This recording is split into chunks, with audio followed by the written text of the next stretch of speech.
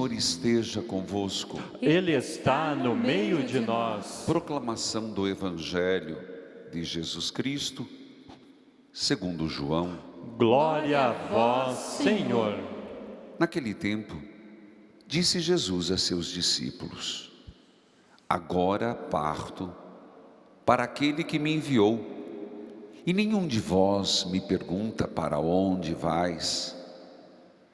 Mas porque vos disse isto, a tristeza encheu vossos corações. No entanto, eu vos digo a verdade. É bom para vós que eu parta. Se eu não for, não virá até vós o defensor, mas se eu for, eu vô-lo mandarei. E quando vier, ele demonstrará ao mundo em que consiste o pecado, a justiça, o julgamento. O pecado, porque não acreditaram em mim. A justiça, porque vou para o Pai, de modo que não mais me vereis. E o julgamento, porque o chefe deste mundo já foi condenado. Palavra da salvação. Glória a vós, Senhor. Que a palavra de Deus perdoe os nossos pecados. Amém. Queridos e amados filhos e filhas aqui reunidos, para juntos celebrarmos a Eucaristia, essa dádiva, esse bem maior, onde verdadeiramente nosso Senhor se oferece a nós, no seu corpo, no seu sangue, como remédio para a nossa santificação, força para a nossa caminhada. E na devoção das santas chagas de nosso Senhor, suplicarmos uma gota do sangue de nosso Senhor, para que role as pedras no nosso caminho, nos lembrando daquele pedido: Senhor, eu não sou digno, e nós falamos isso toda a missa, de que entreis em minha morada, mas dize uma só palavra e eu serei salvo. Basta uma gota, Senhor, do teu sangue e somos curados. Já na liturgia diária, nos é apresentado a promessa do Espírito Santo, não que não seja antes, mas agora de forma mais clara, evidente, porque para quem olha para os próximos domingos, semana que vem, domingo é a ascensão de nosso Senhor. No outro domingo, a Santíssima Pentecostes. E depois a Santíssima Trindade. E Jesus coloca com muita clareza: eu estou voltando para o Pai. É bom lembrar que a permanência de Jesus ressuscitado, por um período, as aparições foram para nos confirmar na fé. Apareceu para que não houvesse dúvida, verdadeiramente morreu, verdadeiramente ressuscitou. E essa experiência do ressuscitado, ela está tão clara nas primeiras leituras que são feitas. Quem acompanha todo dia a liturgia diária, e no rádio foi proposital fazermos a escolha, pararmos os salmos e começarmos Atos dos Apóstolos. Alguém está acompanhando? Por quê? Porque eu senti a necessidade de que hoje nós olhamos conflitos, a igreja está sendo muito perseguida. O Santo Padre, o Papa, está sendo muito bombardeado. Quinta-feira passada tivemos a reunião do setor centro, pensando muitas coisas com arcebispos, padres, e ele nos dizia: não esqueçam de rezar pelo Papa, que o Papa Francisco está sendo muito atacado, a igreja, internamente, externamente, mas isso brota, e a igreja é naturalmente assim. Se olhamos Atos dos Apóstolos, se vamos hoje à leitura, olha o que acontece com Paulo e Silas. Eles, por inveja, E é muito impressionante perceber. Inclusive nos Atos dos Apóstolos aparece muita palavra inveja. Inveja porque eles são bem-sucedidos no anúncio. Inveja porque quando pregam, quando chegam numa cidade, seja Pedro, seja Paulo, seja Barnabé, seja Silas, depois Timóteo, e todos aqueles que vão aderindo à pessoa de Cristo, eles provocam transformações de vida. E aparece, eu não cheguei a contar, mas com muita frequência, movidos pela inveja, eles inventam histórias contra Pedro, calúnias contra Paulo. E hoje, o texto que acabamos de ouvir, Paulo e Silas são desnudados. Olha que ofensa. Tanto que Paulo não fica quieto. Não sei se aparece, que eu não li a primeira leitura de amanhã, faço isso à noite, vocês sabem, toda noite eu leio o que é de amanhã, mas eu sei da sequência, que Paulo não aceita. Mas o que acontece hoje no texto?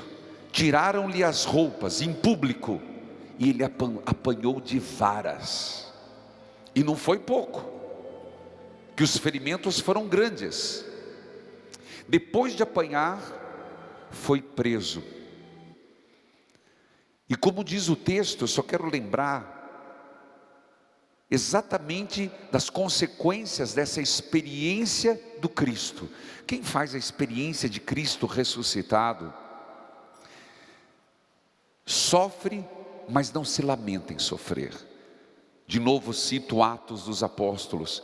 Muitas vezes aqueles que sofreram saíam da provação louvando a Deus por serem dignos, terem sido considerados dignos de sofrer pelo nome do Senhor.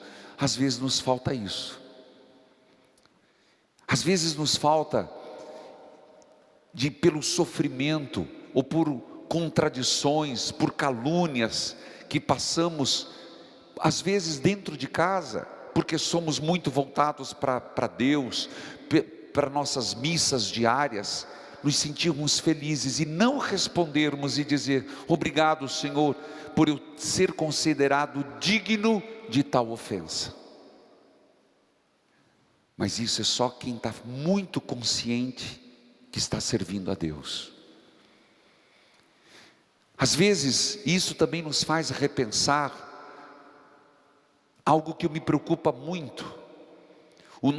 Nós não querermos o sofrimento, não é desejar o sofrimento, mas entendermos que o sofrimento, ele vem, faz parte do discipulado, e vivido em Cristo é redentor. Por mais que toda terça-feira, é só perceber na primeira missa, 7h30, no programa Experiência de Deus, pelos doentes, com os doentes, é pedir: Senhor, cure a enfermidade, mas aqueles que passam, possam configurar a sua dor em Cristo. Parece palavras sem sentido, meu filho, parece palavras que eu estou dizendo que não tem sentido, mas tem um profundo sentido. O nosso Deus é aquele que gostaria que ninguém sofresse, mas o sofrimento faz parte da natureza, e Deus não tira todos os sofrimentos. Os sofrimentos terão que ser enfrentados por nós. Em Cristo nos salva. Voltemos ao texto. Paulo que é aprisionado, e ainda diz o texto que ele é aprisionado com corrente numa madeira. À noite, uma grande libertação. Não vou me ater repetindo, mas o que me chama a atenção é que o carcereiro, quando vê aquilo, pega a espada para se matar. Paulo diz: não atente contra a tua vida. Todos nós estamos aqui. Quer dizer, Paulo, Silas e os prisioneiros. Aquilo que seria a morte do carcereiro é vida. Entende como às vezes nas situações que nós vamos dizer, aqui não tem jeito, olha que situação absurda, Deus é capaz de fazer maravilhas. O carcereiro se converte a Jesus.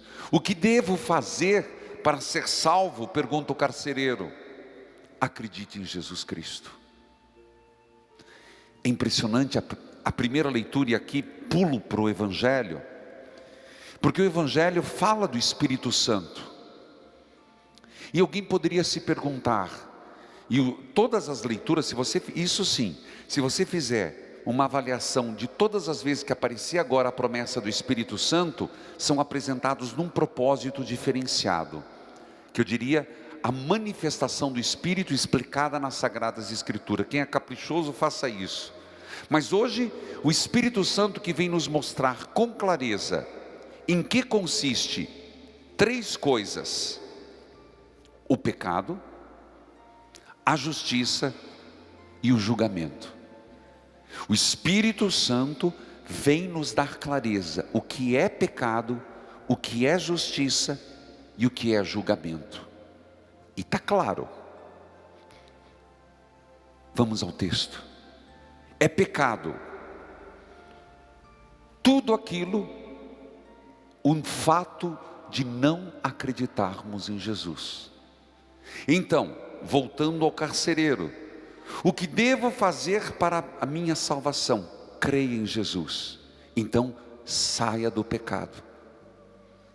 Crer na pessoa de Jesus Cristo é para nós um rechaçar a vida pagã, a vida mundana, a vida de pecado. Então, consequentemente, viver em Jesus Cristo é afugentar, é deixar as velhas práticas, é conversão. Segundo, justiça. Qual o conceito de justiça no próprio Evangelho? Justiça é porque eu voltarei para o Pai. Como assim, Padre? Não entendi. Não entendi. Sim, do ponto de vista humano, quando pregaram Jesus na cruz, eles fizeram uma justiça humana. Você já parou para pensar? Aqueles que pregaram Jesus na cruz, e isso tem a ver, nós só podemos entender que Caifás, Anás e aqueles que crucificaram Pilatos erraram porque ele ressuscitou. Então, o conceito de justiça agora é outro. Repito, meus irmãos, pensa direito, raciocina um pouquinho. Quem crucificou Jesus, quem declarou que ele seja morto, quem o acusou perante Pilatos, o fizeram por inveja, mas na prerrogativa da justiça. O Evangelho diz: o Espírito Santo lhes dará um novo conceito de justiça. Eu voltarei para o Pai. Então, injusto, injustiça aqueles que o mataram, porque ele era tão justo que ressuscitou, e ao voltar para o Pai, está vivo. Percebe como o Espírito Santo é importante nossa forma de pensar? Terceiro, julgamento. Nós podemos julgar equivocadamente. Se o nosso julgamento for na balança, por mais que a justiça é representada com os olhos vedados, tem a impressão que quando a vedaram, colocaram um pano bem, muito transparente, porque ela é muito parcial. A justiça de Deus é diferente. Ele diz: porque eu ressuscitei, o demônio foi vencido. Esse é o julgamento. Voltando à primeira leitura, que é maravilhosa. Então, para mim, eu fui na primeira, fui no Evangelho e faço a fusão. O que acontece depois? Um homem que era testemunha da prisão se converte a Jesus. E fruto dessa conversão, vai tratar as feridas que Paulo obteve apanhando de varas. Ah, meus irmãos, você consegue compreender isso? Será que eu consigo compreender, nós, o que é a experiência de Jesus ressuscitado? Não tem cadeias que nos prendam, não tem feridas que nos façam desistir, não tem humilhações que nos façam recuar. Quem faz a experiência de Jesus ressuscitado e vive na força do seu Espírito, tem uma vida transformada. O mundo, por isso, renova todas as coisas. Esse tempo que vivemos do Espírito Santo, se não está bom, é porque não nos deixamos conduzir pelo Espírito. Se os nossos governantes estão equivocados no seu pensamento, na sua justiça, os nossos governantes, é porque lhes falta o Espírito Santo. Se nós, como pais, mães de família ou sacerdote, não estamos sendo justos, nos falta o Espírito Santo. Se estamos vivendo uma justiça cega e parcial, nos falta o Espírito Santo. Portanto, a liturgia de hoje quer nos mostrar o que é a vida no Espírito e a eficácia do Espírito Santo em nós. Um novo conceito de quem crê ou não é o pecado. Um novo julgamento daqueles que são justos e vencem Deus, justiça. E um novo julgamento de que o mal já foi pisado por Cristo. Tudo que foge disso não vem de Jesus. Filhos queridos, por fim, não posso deixar de citar esse salmo que é de minha predileção, principalmente o seu último versículo, que eu acredito que deveria ser um trecho orante para o dia de hoje. Esse salmo que me acompanhou principalmente na fase do diaconato, e foi meu lema diaconal. Sugeri que rezassem esse salmo mais uma vez, o 137, mas mais particularmente o final, o versículo 7 e 8. Estendereis o vosso braço em meu auxílio, e havereis de me salvar com vossa destra, com a vossa mão direita. Completai em mim a obra começada, ó Senhor, vossa bondade é para sempre. Eu vos peço, não deixeis inacabada esta obra que fizeram vossas mãos. Amém.